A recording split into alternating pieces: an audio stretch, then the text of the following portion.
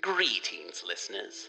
We're back, once again, to talk to you about the Cthulhu mythos, its books, its monsters, its unfortunate human casualties, its timeline in general, and even its tangential bits, like the Dreamlands, or things of a weird nature, or things that are Lovecraftian leaning, weird fiction, science fiction, horror, learn of terrible meetings in lonely places, of cyclopean ruins and vast staircases that lead down to abysses of nighted secrets, of complex angles that lead through invisible walls to other regions of space and time, and of hideous explorations in remote and forbidden places, on other worlds, and in different time-space continua.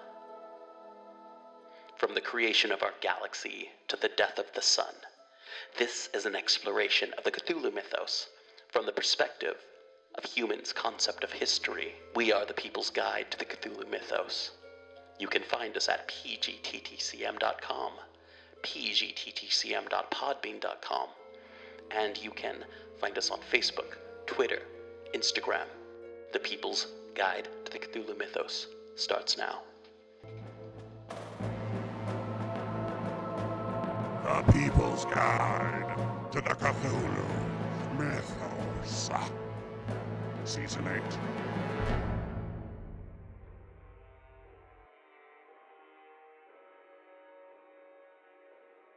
Greetings and welcome to The People's Guide to the Cthulhu Mythos. I am your host, D.B. Spitzer, and between episodes, 107 and 134, we will be talking about The Beetle. The Beetle, a Mystery, is a 1897 horror novel by British writer Richard Marsh. To tell you about it is to spoil it. So check it out, and that'll be going on from now until sometime in December. This episode is brought to you by FoundOutOnClothing.com and BunnySlippers.com. Subscribe to PGTTCM with DB Spitzer and Seraphy. Wherever you subscribe to podcasts, we prefer Podbean and Apple Podcasts. Check out the new website over at pgttcm.com and check out the merch table over at pgttcm.threadless.com. Follow us on Twitter, Facebook, and Instagram at PGTTCM, or check us out on YouTube at People's Guide to the Cthulhu Mythos. Edited by Daniel Spitzer. Music by Kevin MacLeod featuring The Hive, Ghost Story, Ghost Processional, Oppressive Gloom, and our theme song, The Chamber. Chapter 29. The House on the Road from the Workhouse.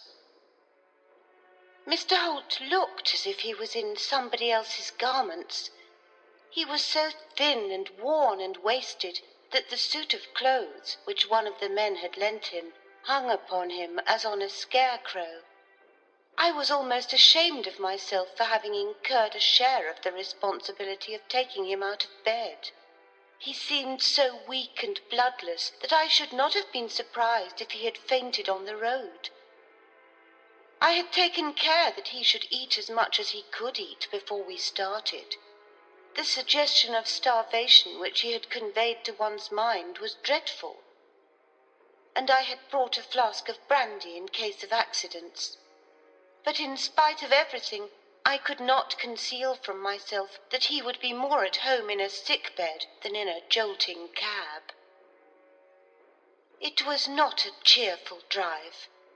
There was in Sidney's manner towards me an air of protection which I instinctively resented. He appeared to be regarding me as a careful and anxious nurse might regard a wrong-headed and disobedient child. Conversation distinctly languished. Since Sidney seemed disposed to patronize me, I was bent on snubbing him. The result was that the majority of the remarks which were uttered were addressed to Mr. Holt. The cab stopped after what had appeared to me to be an interminable journey. I was rejoiced at the prospect of its being at an end. Sidney put his head out of the window. A short parley with the driver ensued. This is Hammersmith's workhouse. It's a large place, sir. Which part of it might you be wanting? Sidney appealed to Mr. Holt. He put his head out of the window in his turn. He did not seem to recognize our surroundings at all. We have come a different way. This is not the way I went. I went through Hammersmith and to the casual ward. I don't see that here. Sidney spoke to the cabman. Driver, where's the casual ward? That's the other end, sir. Then take us there. He took us there. Then Sidney appealed again to Mr. Holt. Shall I dismiss the cabman, or don't you feel equal to walking? Thank you. I feel quite equal to walking. I think the exercise will do me good. So the cabman was dismissed, a step which we, and I in particular, had subsequent cause to regret. Mr. Holt took his bearings. He pointed to a door which was just in front of us. That's the entrance to the casual ward, and that, over it, is the window through which the other man threw a stone. I went to the right, back the way I had come. We went to the right. I reached this corner. We had reached a corner. Mr. Holt looked about him, endeavouring to recall the way he had gone. A good many roads appeared to converge at that point, so that he might have wandered in either of several directions. Presently he arrived at something like a decision. I think this is the way I went. I am nearly sure it is. He led the way with something of an air of dubitation, and we followed. The road he had chosen seemed to lead to nothing and nowhere. We had not gone many yards from the workhouse gates before we were confronted by something like chaos. In front and on either side of us were large spaces of wasteland. At some more or less remote period, attempts appeared to have been made at brick-making. There were untidy stacks of bilious-looking bricks in evidence. Here and there, enormous weather-stained boards announced that this desirable land was to be let for building purposes. The road itself was unfinished. There was no pavement, and we had the bare, uneven ground for sidewalk. It seemed, so far as I could judge, to lose itself in space, and to be swallowed up by the wilderness of desirable land which lay beyond.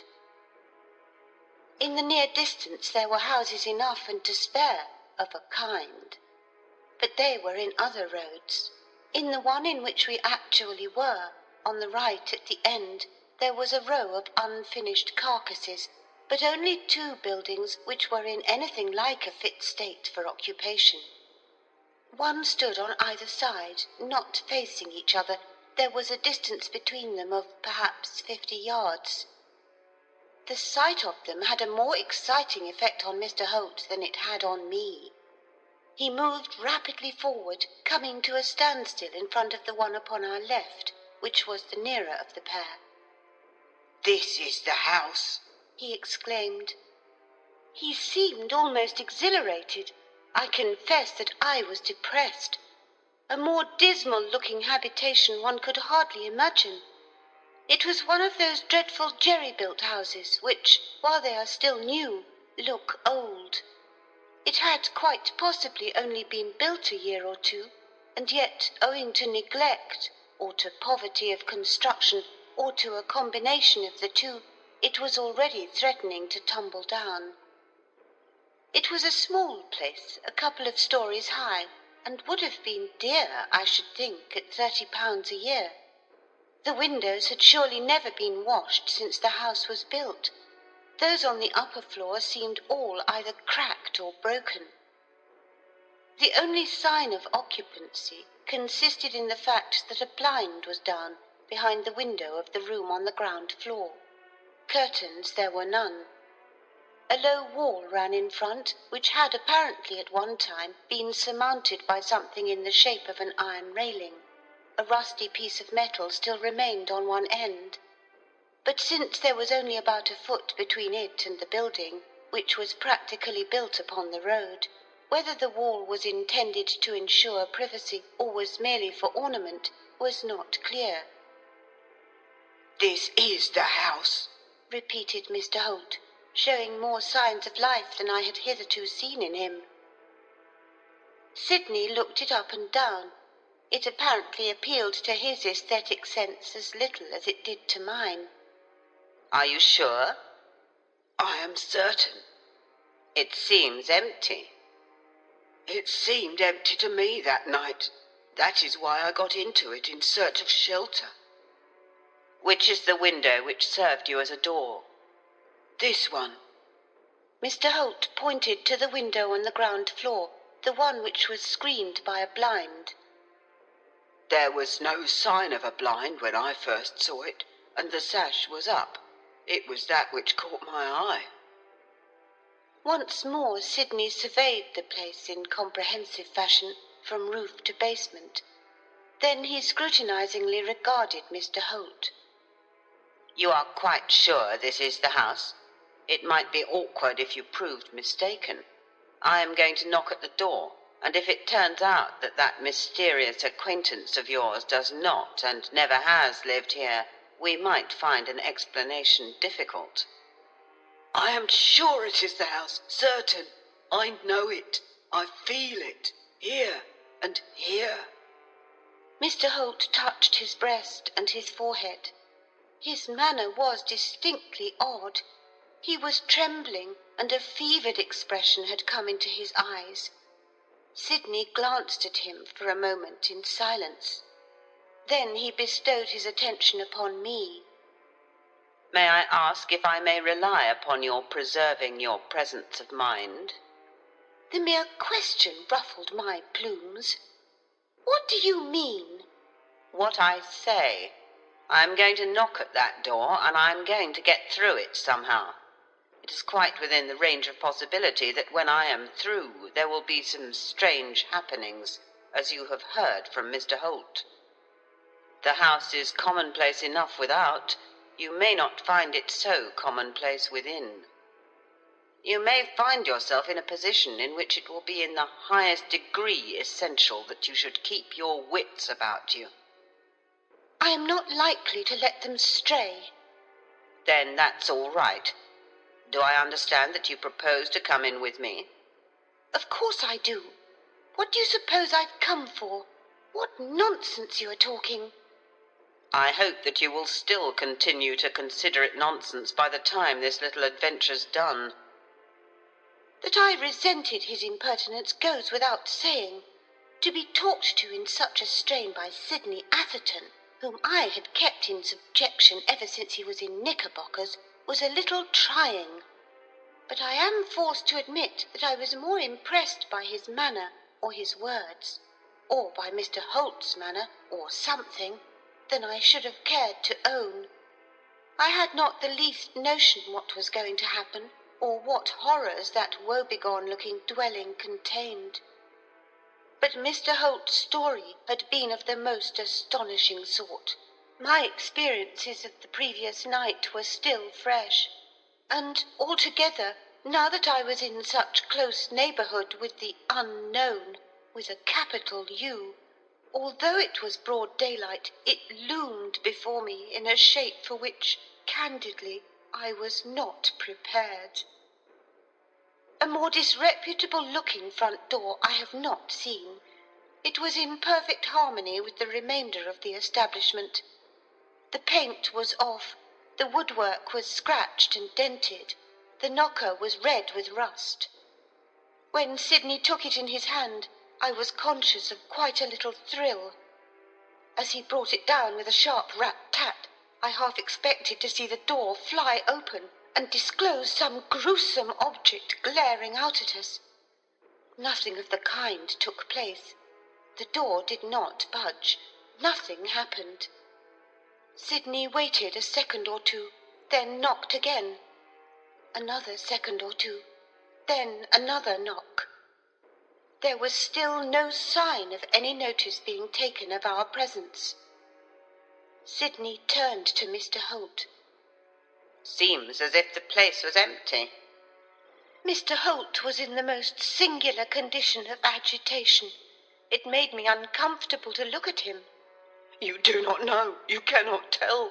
There may be someone there who hears and pays no heed. I'll give them another chance. Sidney brought down the knocker with thundering reverberations. The din must have been audible half a mile away, but from within the house there was still no sign that any heard. Sidney came down the step. I'll try another way. I may have better fortune at the back. He led the way round to the rear, Mr. Holt and I following in single file. There the place seemed in worse case even than in the front. There were 2 empty rooms on the ground floor at the back. There was no mistake about their being empty. Without the slightest difficulty we could see right into them. One was apparently intended for a kitchen and wash-house combined, the other for a sitting room. There was not a stick of furniture in either, nor the slightest sign of human habitation. Sidney commented on the fact. Not only is it plain that no one lives in these charming apartments, but it looks to me uncommonly as if no one ever had lived in them. To my thinking, Mr. Holt's agitation was increasing every moment. For some reason of his own, Sidney took no notice of it whatever, possibly because he judged that to do so would only tend to make it worse. An odd change had even taken place in Mr. Holt's voice. He spoke in a sort of tremulous falsetto. It was only the front room which I saw. Very good. Then, before very long, you shall see that front room again. Sidney rapped with his knuckles on the glass panels of the back door. He tried the handle. When it refused to yield, he gave it a vigorous shaking. He saluted the dirty windows, so far as succeeding in attracting attention was concerned, entirely in vain. Then he turned again to Mr. Holt, half mockingly. I call you to witness that I have used every lawful means to gain the favourable notice of your mysterious friend. I must therefore beg to stand excused if I try something slightly unlawful for a change. It is true that you found the window already open, but in my case it soon will be. He took a knife out of his pocket, and with the open blade forced back the catch, as I am told that burglars do. Then he lifted the sash. Behold, he exclaimed. What did I tell you? Now, my dear Marjorie, if I get in first and Mr. Holt gets in after me, we shall be in a position to open the door for you. I immediately saw through his design. No, Mr. Atherton, you will get in first and I will get in after you, through the window, before Mr. Holt. I don't intend to wait for you to open the door.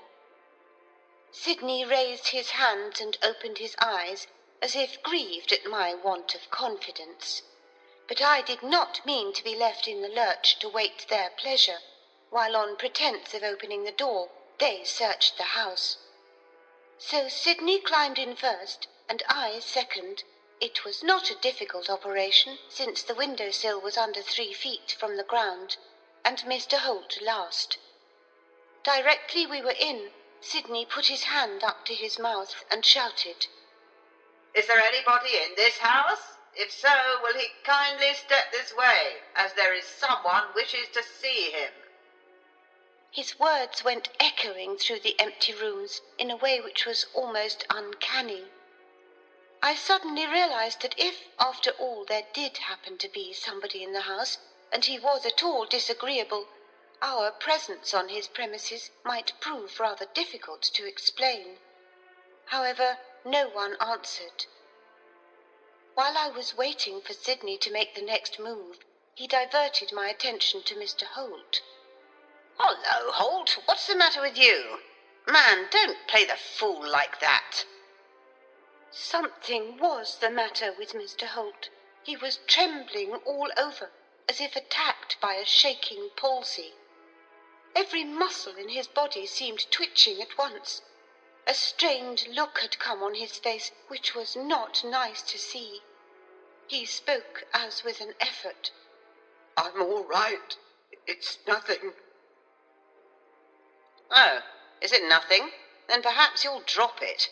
Where's that brandy? I handed Sidney the flask. Here, swallow this.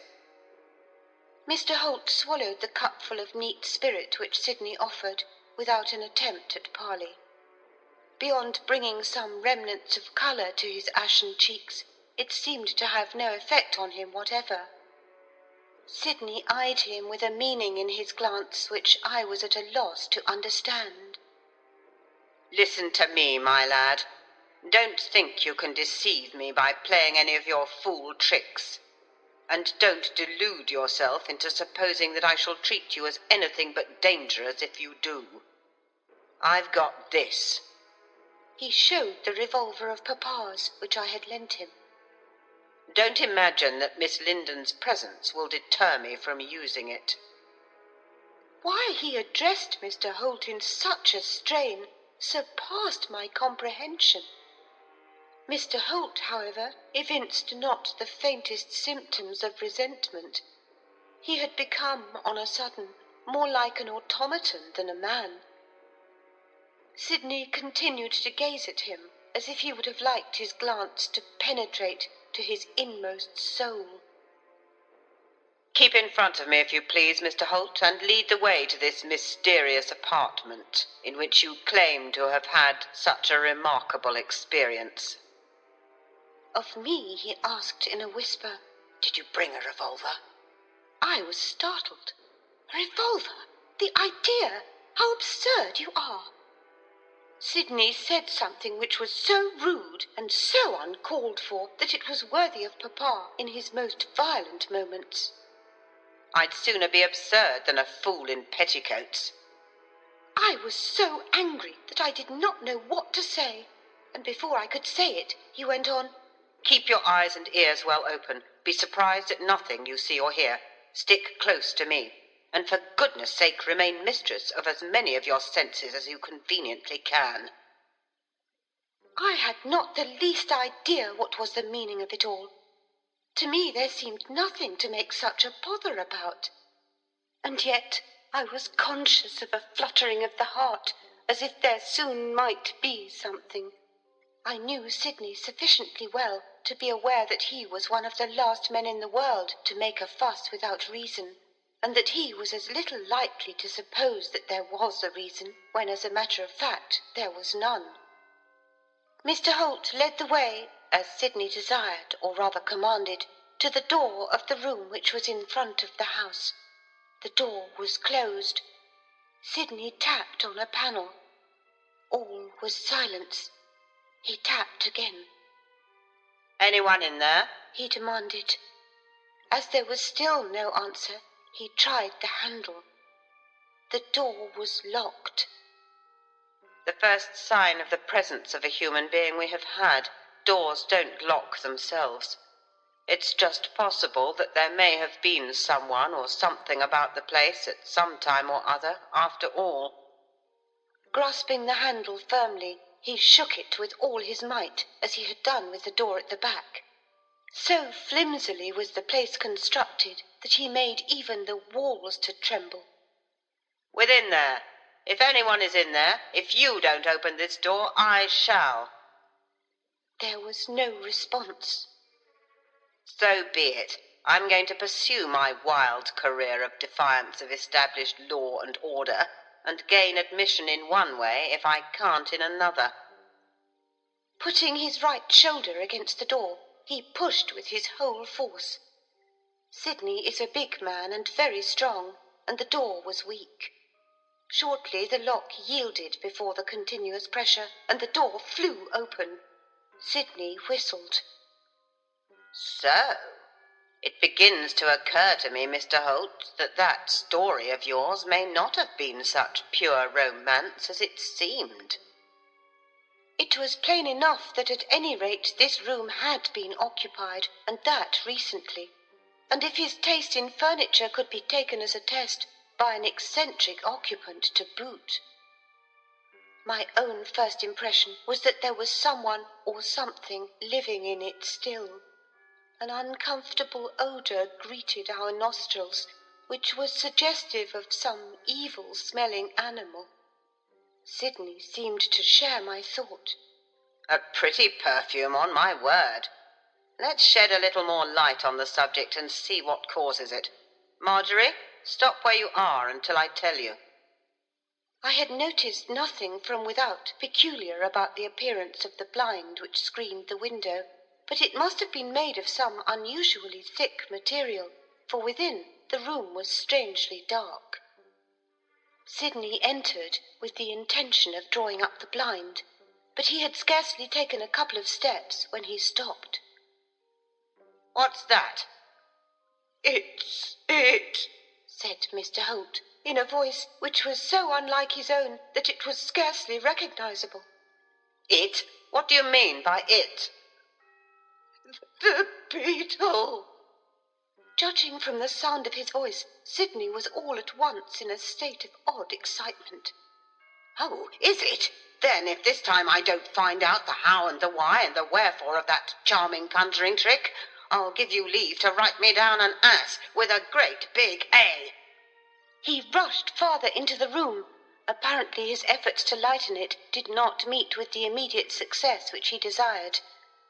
What's the matter with this confounded blind? There's no cord. How do you pull it up? What the... In the middle of his sentence, Sidney ceased speaking. Suddenly, Mr. Holt, who was standing by my side on the threshold of the door, was seized with such a fit of trembling that, fearing he was going to fall, I caught him by the arm. A most extraordinary look was on his face. His eyes were distended to their fullest width, as if with horror at what they saw in front of them. Great beads of perspiration were on his forehead. It's coming! He screamed. Exactly what happened I do not know. But as he spoke, I heard, proceeding from the room, the sound of the buzzing of wings. Instantly, it recalled my experiences of the night before. As it did so, I was conscious of a most unpleasant qualm.